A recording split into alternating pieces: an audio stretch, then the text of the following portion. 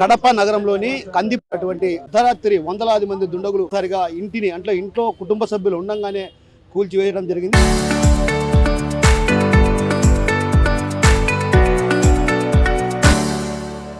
ప్రజా సంఘాలతో పాటు అటు ప్రతిపక్ష పార్టీలు కూడా స్పందిస్తున్న నేపథ్యం. ఈ నేపథ్యంలో మనం చూడొచ్చు, మనతో పాటు వైసీపీ నేతలు, వైసీపీ మాజీ డిప్యూటీ సీఎం అంజాద్ బాషా, అదేవిధంగా మాజీ మేయర్ సురేష్ బాబు గారు ఉన్నారు. ఆయన అడిగి తెలుసుకునే ప్రయత్నం చేద్దాం. ఎలా చూడాలన్న అసలు ఈ ఘటన? అంటే ఒక రకంగా నిన్న అయింది రిపబ్లిక్ డే, అంటే ఒక రకంగా పూర్తి స్థాయిలో మనకు స్వాతంత్రం వచ్చిన నేపథ్యం కాబట్టి ఈ నేపథ్యంలో ఒక్కసారిగా దాడులు చేయడం, అదేవిధంగా కట్టుబట్టలతో అంటే ఒక రకంగా మెడలో ఉన్న తాలిబొట్టును కూడా లాగేసుకున్నారన్నటువంటి భావన ఆమె కన్నీరు ముందు అవుతున్న పరిస్థితి. ఇదంతా చూస్తుంటే ఎట్లా అనిపిస్తుంది?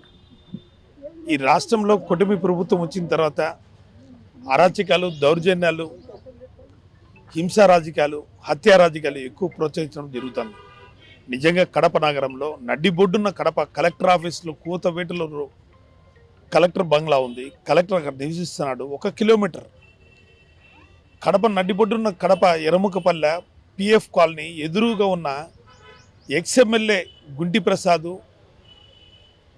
హిందూ ఐక్యత వైద్యకైనటువంటి ధరణి ఆరవి వాళ్ళ ఇల్లును దౌర్జన్యం చేయడం అనేది దారుణం. నిజంగా ఈ కుటుంబ ప్రభుత్వంలో ఈ అరాచకల పరిపాలన ఇలానే కొనసాగుతుంటే ఏ విధంగా అర్థం చేసుకోవాలో మీరు అర్థం చేసుకోవాలి. రాష్ట్ర ప్రజలందరూ కూడా గమనించాలి. ఎక్కడో మారుమూల జరిగితే పట్టించుకుని నాదులు లేడు అనుకోవచ్చు. కడప నడిబొడ్డున కలెక్టర్ ఆఫీస్ ముందరే ఇలా దారుణం జరిగితే వాళ్ళకి ఏ విధంగా సమాధానం చెప్పాలనేది అర్థం చేసుకోవాలి. నిజంగా ఈ విషయం కడప శాసనసభ్యులకి కూడా తెలుసు. వాళ్ళ బంధువులని చెప్పేసి వీళ్ళు చెప్తున్నారు. నిజంగా వాళ్ళ బంధువులు అయితే కోర్టులో జరుగుతుంది, కోర్టులో న్యాయం జరుగుతుంది. వాళ్ళదైతే వాళ్ళకి స్థలం రాయిస్తారు. కానీ కోర్టులో తెగకముందే కోర్టులో ఉండగా ఇలా దౌర్జన్యం చేయడం అనేది చాలా దారుణం. ఖచ్చితంగా అన్ని ప్రజా సంఘాలు కూడా రాబోయే రోజుల్లో ఉద్యమం చేస్తాం. కట్టుబట్టలతో ఇంట్లో ఫుల్ సిలిండర్లు ఉన్నాయి, పిల్లలు చదువుకుంటున్నారు. వాళ్ళ బుక్స్ కూడా తీసుకొని కన్నా దౌర్జన్యంగా ఇంత రౌడిజంగా ఈ విధంగా చేయడం అనేది చాలా దారుణం. నిజంగా ఈ కుటుంబాలకి మేము అండగా నిలబడతాం. వైఎస్ఆర్సీపీ శ్రేణులము, అఖిలపక్షం అందరూ కూడా ఉంటాం. నిజంగా ఈ దౌర్జన్యంలో భాగం కడప శాసనసభ్యులకి ఉందని ముక్త ఖండంతో వాళ్ళు బాధ్యులు చెప్తున్నారు. దీని మీద ప్రభుత్వానికి జోక్యం చేసుకొని వాళ్ళకి న్యాయం చేసే విధంగా మేము పోరాటం చేస్తాం కూడా మేము తెలియజేసుకుంటున్నాం. సో మనతో పాటు మాజీ డిప్యూటీ సీఎం అంజాద్ బాషా గారు ఉన్నారు. ఒక రకంగా స్వాతంత్రం పూర్తి స్థాయిలో మనకు స్వేచ్ఛ వచ్చినటువంటి రిపబ్లిక్ డే అంటే మనకు పూర్తి స్థాయిలో స్వేచ్ఛ వచ్చింది. అయితే పూర్తి స్థాయి స్వేచ్ఛ వచ్చిన నేపథ్యంలో కూడా కడప నగరంలో జరిగినటువంటి ఈ ఘటనను ఎలా చూడాలి అసలు? నిజంగా చాలా దారుణం. ఎందుకంటే ఇప్పుడే మీరే చెప్పినట్టుగా నిన్ననే మనము 77వ గణతంత్ర దినోత్సవాన్ని దేశవ్యాప్తంగా ఎంతో ఘనంగా నిర్వహించుకోవడం జరిగింది. ఎందుకంటే గణతంత్ర దినోత్సవం అంటే మనకు భారతదేశంలో ఉండే ప్రతి ఒక్క భారతీయుడికి పూర్తిగా స్వతంత్రం వచ్చింది అని చెప్పి చాటి చెప్పే కార్యక్రమం నిన్న ఎంతో పెద్ద ఎత్తున దేశవ్యాప్తంగా అందరు కూడా నిర్వహించుకోవడం జరిగింది. కానీ ఇవాళ మన రాష్ట్రంలో చూస్తే అలాంటి పరిస్థితి లేదు. ఈ కూటమి ప్రభుత్వం అధికారంలోకి వచ్చిన తర్వాత ఈ తెలుగుదేశం ప్రభుత్వంలో ఉండే నాయకులు ఎవరైతే ప్రజాప్రతినిధులు, మరి వాళ్ళ అధినాయకులు, మరి వీళ్ళందరి పరిపాలన ఈరోజు చూస్తుంటే గతంలో రాచరిక పాలనను గుర్తు చేసే పరిస్థితి ఈరోజు ఉంది. దౌర్జన్యాలు, మరి ఎక్కడ చూసిన మహిళల మీద అఘాయిత్యాలు, మరి ఈ రకంగా వాళ్ళకు అనుకూలంగా ఉంటే ఏదైనా చేయొచ్చు అంటే స్వతంత్రం వాళ్ళ కోసం వచ్చినట్టుగా ఉంది. అంటే తెలుగుదేశం పార్టీకి సంబంధించిన నాయకులకు, కూటమికి సంబంధించిన నాయకులకు అందరికి కూడా పూర్తిగా స్వాతంత్రం వచ్చినట్టుంది. వాళ్ళు ఏమైనా చేయొచ్చు, ఎవరిపైన కూడా అఘాయిత్యాలు చేయొచ్చు. మరి ఈరోజు చూస్తే దండుపాలెం, కందిపాలెం ఎస్సీ కాలనీ ఈ ప్రాంతంలో గత 3 తరాలుగా ఇక్కడ నివసిస్తున్నారు వీళ్ళు.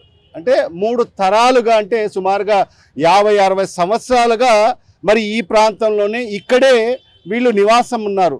మరి సుమారుగా 4 కుటుంబాలు ఇక్కడ నివాసం ఉన్నారు.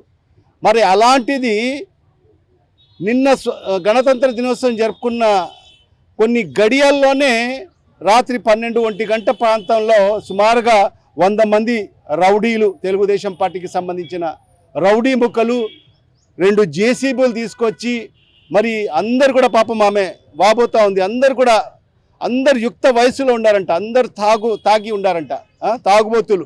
వాళ్ళని పిలుచుకొచ్చి రౌడీలు మహిళల్ని ఏ రకంగా దూషించడమో, మరి అదేవిధంగా వాళ్ళు ఎస్సీలని కూడా చూడకోకుండా మరి వాళ్ళ మెడలో ఉన్న తాలిబొట్లను కూడా బయటికి లాగి వాళ్ళకందరికి కూడా మహిళలు పడుకుంటా ఉంటే వాళ్ళను బయటికి లాగి మరి ఏ రకంగా ఇండ్లు కూల్చారో మరి మీరందరూ కూడా సాక్షులు. ఇక్కడ మరి ఇంత దౌర్జన్యం ఎక్కడైనా మనం చూసామా? ఎప్పుడైనా ఈ 76 సంవత్సరాల గణతంత్ర మన స్వాతంత్ర దినోత్సవం మనం జరుపుకుని స్వాతంత్రం వచ్చి 76-77 సంవత్సరాలు అయింది. ఈ 76 సంవత్సరాలలో మనము కడప నగరంలో, కడప చరిత్రలో ఎప్పుడు మనం చూడలేదు అధికార మదంతో మరి ఈరోజు ఏ రకంగా తెలుగుదేశం మరియు మిత్రపక్షాలు అంటే వాళ్ళకు సంబంధించిన కూటమికి సంబంధించిన నాయకులు ఈరోజు కడప నగరంలో వాళ్ళు చేస్తున్న దౌర్జన్యాలు అయితేమి, కక్షపూరిత కార్యక్రమాలు అయితేమి, మరి ఇవన్నీ కూడా పరాకాష్ఠకు చేరాయి. మరి దానికి అధినాయకత్వం వహిస్తుంది ఎవరు? మరి ఇక్కడుండే ప్రజాప్రతినిధి ఎమ్మెల్యే, మరి వారి భర్త, మరి వాళ్ళ ప్రోద్బలంతోనే మరి ఇవన్నీ కూడా కడప నగరంలో జరుగుతున్నాయి. మరి ఇప్పటికే ఆమె చెప్పింది, ఒకసారి ఎమ్మెల్యే భర్త గారు పిలిపించి పంచాయతీ కూడా చేశారని చెప్పి కూడా మరి ఆ మహిళ చెప్పుకోవచ్చింది.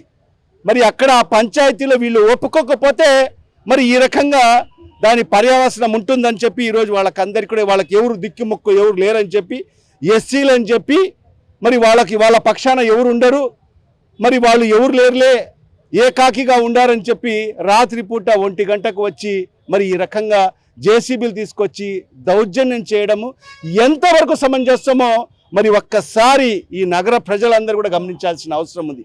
మరి ఇదే కాదు, రాష్ట్ర వ్యాప్తంగా కూడా మరి ఈరోజు ఈ కూటమి ప్రభుత్వం వచ్చిన తర్వాత ఎక్కడ చూసినా దౌర్జన్యాలే, ఎక్కడ చూసినా కూడా దొంగ కేసులే, అక్రమ కేసులే, ఆ కుటుంబాలను ఇబ్బంది చేయడమే, జైలు పాలు చేయడమే, వాళ్ళ మీద అక్రమ కేసులు పెట్టడమే. మరి ఇది పందాగా మరి ఈరోజు ఈ కూటమి ప్రభుత్వం పెద్దలు మరి వ్యవహరిస్తూ ఈరోజు ఈ రకంగా దుర్మార్గానికి దిగజారుడు తనానికి దీనికి నిదర్శనం అని చెప్పి కూడా ఈ సందర్భంగా తెలియజేసుకుంటున్నాం. ఖచ్చితంగా దీనికి తగిన రీతిలో మరి ఇక్కడ ఉండే ప్రజాప్రతినిధి మూల్యం చెల్లించుకోవాల్సిన అవసరం కూడా ఎంతైనా ఉంది. ఎందుకంటే వాళ్ళు ఎస్సీలు కాబట్టి మరి వాళ్ళకి ఎవరు లేరని చెప్పి మరి ఈ రకంగా దౌర్జన్యం చేసే కార్యక్రమాలు జరుగుతున్నాయి. ఖచ్చితంగా ఇవాళ వైఎస్ఆర్ కాంగ్రెస్ పార్టీ, అన్ని ప్రతిపక్ష పార్టీలు ఖచ్చితంగా వీళ్ళకు అండగా ఉంటాము. ఖచ్చితంగా వాళ్లకు న్యాయం జరిగేంత వరకు కూడా ఖచ్చితంగా పోరాటం చేస్తాం. మరి ఈరోజు చూస్తే నిజంగా పోలీసు కూడా ఏ రకంగా పోలీసులను వాడుకుంటున్నారంటే ఈ కూటమి ప్రభుత్వంలో ఈ పెద్దలు ఎక్కడైనా లా అండ్ ఆర్డర్ ప్రాబ్లం వాళ్ళకు పట్టవు, ట్రాఫిక్ సమస్యలు పట్టవు ఈ పోలీస్ డిపార్ట్మెంట్కు. వాళ్ళకి ఎంతసేపు అయినా ఏదైతే ఈ కూటమి ప్రభుత్వం చేస్తున్న దౌర్జన్యాలకు వాళ్ళకు ఒత్తాస పలుకుతారు. మరి అదేవిధంగా ప్రతిపక్ష పార్టీకి సంబంధించిన నాయకులు ఏదన్నా వాళ్ళ మీద దొంగ కేసులు పెట్టేదానికోసము, వాళ్ళని అరెస్ట్ చేసేదానికోసం, వాళ్ళకి జైలు పాలు చేసేదానికోసం, వాళ్ళ కుటుంబాలను ఇబ్బంది చేసే కార్యక్రమంలో భాగంగా మరి పోలీస్ వ్యవస్థను మరి ఈరోజు ప్రభుత్వం వాడుకునే పరిస్థితి ఉంది. మరి ఇంత జరిగినా కూడా మరి ఈరోజు పోలీసులు కూడా వచ్చి చూడని పరిస్థితి ఉందంటే ఎంత దారుణమైన పరిపాలన మరి ఈరోజు ఈ రాష్ట్రంలో జరుగుతుందో మనం అందరం అర్థం చేసుకోవాలి. అంటే ఇదే లోకేష్ రచించిన రెడ్ బుక్ రాజ్యాంగం అంటే ఇదే. గతంలో అంబేద్కర్ గారు రచించిన రాజ్యాంగం ప్రకారంగా ప్రతి ఒక్కరికి సమాన హక్కులు ఉన్నాయి. మరి సమాన హక్కులు ఉన్నాయి ప్రతి ఒక్కరికి, వాళ్ళకందరికి కూడా సమాన హక్కులు కల్పించాల్సిన బాధ్యత ఉంది.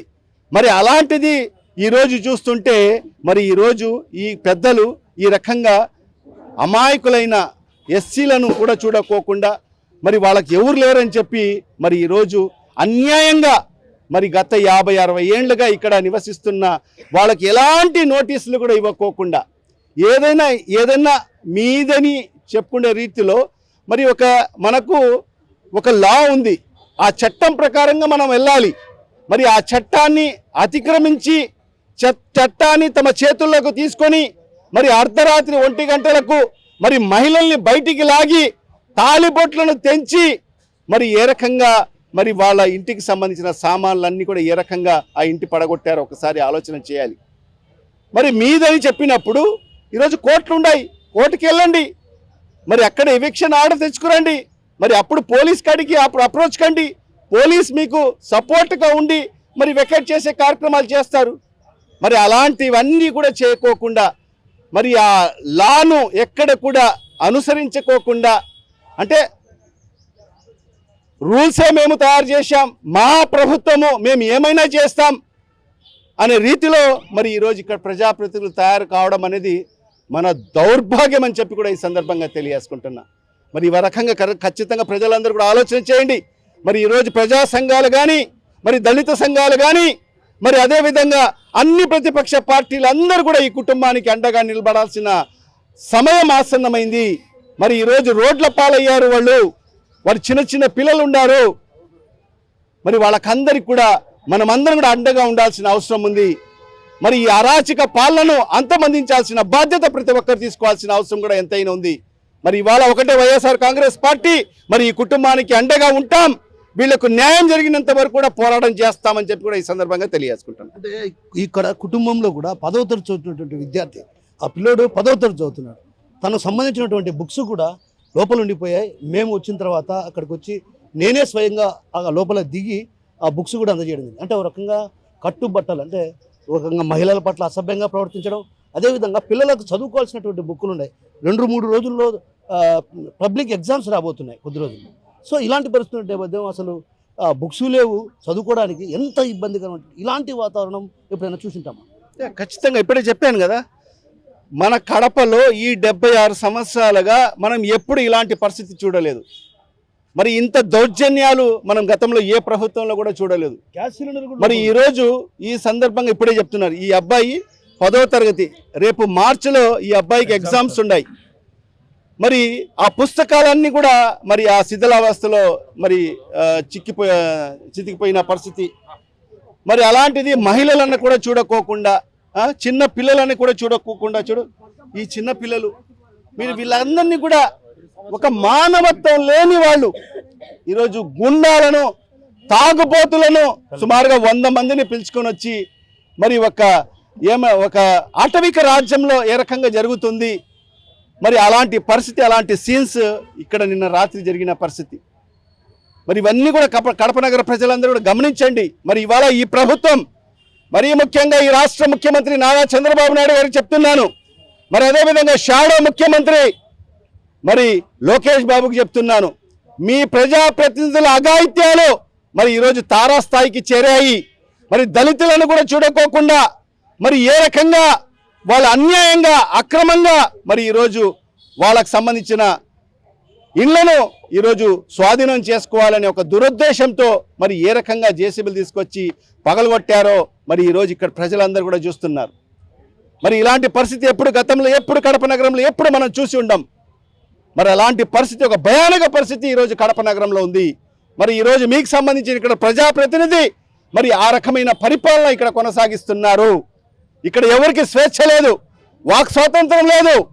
మరి వాళ్ళకి ఏది నచ్చితే మరి అదే, వాళ్ళు ఏమనుకుంటే అదే, ఇది మాది అంటే ఖచ్చితంగా వాళ్ళు అది మాది అని చెప్పి ఏదో ఒక రకంగా వాళ్ళు స్వాధీనం చేసుకునే దిశలో మరి వాళ్ళకు సంబంధించిన గూండాలు ఈరోజు వ్యవహరిస్తున్న తీరు, దీన్ని ఖచ్చితంగా ఈ ప్రభుత్వము మరి ముఖ్యమంత్రిగా బాధ్యత తీసుకొని దీనికి పరిష్కారం తీసుకోవాల్సిన అవసరం ఉంది. ఈ కుటుంబానికి పూర్తి స్థాయిలో న్యాయం చేయాలని చెప్పి కూడా ఈ రాష్ట్ర ముఖ్యమంత్రి నారా చంద్రబాబు నాయుడు గారికి నేను కోరుకుంటున్నాను, డిమాండ్ చేస్తున్నాను. గ్యాస్ సిలిండర్లు కూడా లోపల, అంటే ఒక రకంగా గ్యాస్ సిలిండర్ పేలింటే ప్రమాదం ఏ స్థాయిలో? అదే, వాళ్ళు మానవత్వం లేదు వాళ్లకు. రేపు గ్యాస్ సిలిండర్ పేలింటే అందరు ప్రాణాలు కూడా పోయేది, చిన్న పిల్లలు కూడా వాళ్ళ ప్రాణాలు గాలికి పోయేది. ఎవరు ప్రాణాలతో ఎవరు మిగిలకూడదని చెప్పి వాళ్ళ ఉద్దేశము. ఎందుకంటే ఎవరు కూడా భవిష్యత్తు ఇలాంటివి ఎవరు కూడా వాళ్ళు మాట్లాడేదానికి కూడా ఎవరు ముందుకు రాకోకూడదు. ఆ రకంగా గ్యాస్ సిలిండర్ పేలింటే నిజంగా పెద్ద సంఘటన జరిగేది. మరి ఇవన్నీ కూడా దృష్టిలో పెట్టుకొని మరి అదేవిధంగా ఈ జిల్లా ఎస్పీ గారికి నేను విజ్ఞప్తి చేస్తున్నాను, ఖచ్చితంగా మరి వాళ్ళ మీద కేసులు బనాయించి 24 గంటల్లో వాళ్ళకందరికీ కూడా అరెస్ట్ చేసి రిమాండ్కి పంపించాలని చెప్పి కూడా ఎస్పీ గారికి డిమాండ్ చేస్తున్నాం. రాత్రి ఈ బాలుడు ఇక్కడ ఉన్నటువంటి పరిస్థితి. అయితే ఏం జరిగింది నాన్న రాత్రి? రాత్రి 11:30కు ఇంటికి వచ్చినారు అంకుల్ 100 మంది పైన. వచ్చి బయటికి లాగి ఇల్లు పగలగొట్టేసినారు అంకుల్. ఇల్లు పగులు ఆ టైంలో మీరేం చేస్తా ఉన్నారు? ఫోన్లో చేస్తా అంటే ఫోన్ లాక్కున్నారు, వీడియో తీస్తా అంటే తీనిలే అంకుల్. మీదకి వచ్చినారు. మమ్మీ పట్ల ఎట్లా ప్రవర్తించారు? అంటే లాక్కోవడము మీదకి రావడం అట్లా చేసినారు అంకుల్. సో నీ బుక్స్ ఏమైనా ఉన్నాయి అందులో? దొరికినాయి అంకుల్, ఆడ లోపల దొరికినాయి అంకుల్. సో శిథిలంలో చేరుకున్నటువంటి పరిస్థితి. అయితే ఈ నేపథ్యంలో వృద్ధురాలు ఉన్నారు, అంటే ఈమె కూడా రాత్రి ఇక్కడే నిద్రిస్తున్నటువంటి నేపథ్యం. అంటే ఆమె కూడా అడిగి తెలుసుకునే ప్రయత్నం, ఎందుకంటే రాత్రి జరిగినటువంటి ఘటన అసలు ఏంటి, హృదయ విదారకమైనటువంటి ఘటన. ఈ ఘటన అటు ఈ ప్రాంతవాసులనే కాదు అందరినీ కూడా ఒక రకంగా అంటే బాధతో వ్యక్తం చేస్తున్నటువంటి పరిస్థితి. ఈ నేపథ్యంలో వృద్ధురాలు ఆమెను అడిగి తెలుసుకునే ప్రయత్నం చేద్దాం. అమ్మ చెప్పండి, ఏం జరిగింది? రాళ్ళు దొబ్బుతుంటారు, బిద్ద వచ్చి పడుతుంటుంది. మనవాడు వచ్చి ఇట్లా 2 కాళ్ళు ఎత్తుకొని అయితే ఆ పిల్ల అయితే భయపడి ఉరికింది. ఎక్కడ పోయింది ఎత్తుకులాడి ఈ మధ్యలో వద్దు అనక సార్ ఆ పిల్ల మూలను కూర్చొని ఉండేది భయపడి. ఆ పిల్లని ఎత్తుకొచ్చుకున్నాడు, నన్ను ఎత్తుకొచ్చి ఒక రోడ్డు మీద పెట్టి మళ్ళా పిల్లని కోసం పోయినాడు. ఆ పిల్లని దొరికొచ్చి పెట్టి వేరే ఇంటికి పోయినాం. తట్టుకోలేక మూటలు అన్ని బట్టలు అన్ని కట్టి పెట్టుకొని ఆ పుట్టకాడ పెట్టుకొని దాటిపోయినాం. అంటే ఎంతమంది వచ్చారమ్మా? అమ్మ ఒక 100 మంది ఇస్తారేమో. అంతా ఒకసి పిల్లలు పోలు తాగినారు. ఒకసి ఆడపిల్లలు ఉంటారు ఇంట్లో పడద్దు. ఇప్పుడు కూర్చుండే పిల్లలు ఏం చేస్తే ఏమని దాటిపోయినాం సార్ మేము తప్పించుకొని. ఏం తీసుకోలేదు ఇంట్లో బట్టలు కానీ? ఏం తీసుకున్నారు? ఇక సొమ్ములు కమ్మలు అన్ను బీరువులో పెట్టింటే బీరువు పగలు కొట్టినారు, అవి తీసుకుపోయినారు. మళ్ళా ఇవి పట్టమంచం ఆ ఇంటికాడ ఈ ఇంటికాడ 2 పగలు కొట్టారు. పైన ఆ బిద్దల్లో పడగొట్టారు, ఈ బిద్దలో పడగొట్టారు. ఇంకా అంతవరకు దొరుకుతున్నారు. ఇదో ఈ గేటు బాగా కట్టుకుంటే వినపది, అది గుడక పెరికేసినారు. చూడుకోరు మీరు. ఎవరు ఏమని అడగలేదమ్మా నువ్వు? దాని ఉచ్చబడుతుంది మాకు. ఏడవాళ్ళను మేము అడిగి ధైర్యంగా మా ఊరా మా నేల మంచోళ్ళుగా చెడ్డోళ్ళునా తాగిన వాళ్ళు ఏమని మాట్లాడతాం? గబకబడి పారం పోతుంది నాకు. ఏమని మాట్లాడదు నేను? మాకు మనవడు ఉండగా 2 పిల్లలను నన్ను బతికించినాడు. ఎంత ఎవరు మీరలా ఉంటే డైనా చూడుతురా ఇట్లా చేస్తున్నాడు ఉంటే తప్పించుకొని మీ సాటుకన్నా వస్తా. ఎవరు మానవలేరు, వాళ్ళ మనుషులే. మేమేమని చెప్పుదు వాళ్ళతో? మా మాట వింటారా? నోరు ఎండిపోయి నీళ్లు లేక చాలా అగసాటువని ఆ భగవంతుడే మా కాళ్ళకి ఇచ్చినాడు. కరెంటు లేకుండా చేసినారు. అవి పగిలింటే కనుక సిలిండర్లు అన్నీ ఉన్నాయి. సిలిండర్ పగిలిన మా పానాలు ఆ దేవుడు కాపాడినాడు. మమ్మల్ని ఒకటి వేస్తాను. మొత్తం మీద ఏదైతే సిలిండర్ పేలి ఉంటే, అంటే ఒక రకంగా విద్యుత్ సరఫరా కూడా ఉంది, సిలిండర్ పేలి ఉంటే మాత్రం కుటుంబం అంతా చనిపోయే వాళ్ళం. అంటే ఎంత దారుణంగా కర్కశంగా వ్యవహరించారో అర్థమవుతుంది. ఏదైనా వ్యవహారాలు ఉంటే అది పోలీస్ స్టేషన్ ద్వారానో లేకుంటే కోర్టు రూపంలోనో తేల్చుకోవాల్సినటువంటి పరిస్థితి ఉన్నది.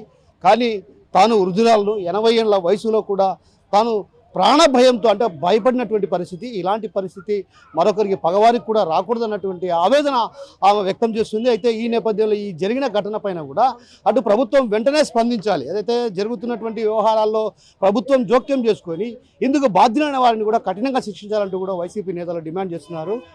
కెమెరామెన్ రాముతో కిషోర్, RTV, కడప నుంచి. Local to global news at your finger tips. మీ చేతిలో ఒక ఆయుధం. Download R TV app. Media legend Ravi Prakash is back.